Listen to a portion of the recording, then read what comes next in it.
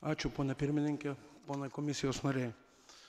Pagrindinė dujų krizės pamoka yra Europos energetinės sistemos didelis pažeidžiamumas ir labai aukštas išteklių tiekimo rizikos.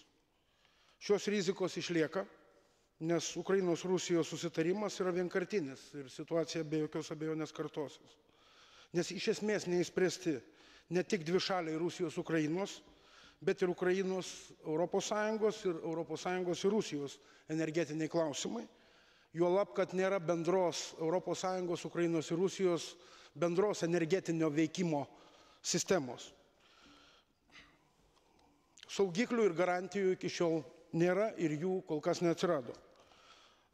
Noriu pažymėti, kad priklausomybė nuo dujų tiekimo ir nuo dujų vartojimo ne tik dramatiškai didėja ir ypač didės uždarius Lietuvos, Bulgarijos, Slovakijos elektrinės. Tai rodo, kad rizikos išlieka ir galbūt didėja.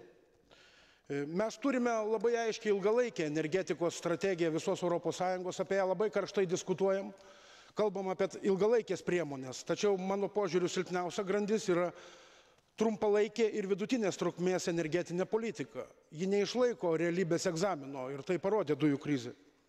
Ir kvieščiau komisiją išnagrinėti tokį scenarijų, kuris dėja nebuvo nagrinėtas, galbūt dėl įvairių kitų teisinių ir politinių priežasčių, kad kokie būtų kaštai, nauda, pasiekmes laikinai pratęsus Bulgarijos, Slovakijos ir Lietuvos branduolinių jėgainių veiklą, kas iš esmės toj situacijai sustiprintų tiek tų šalių, tiek regionų ir visos Europos energetinį saugumą.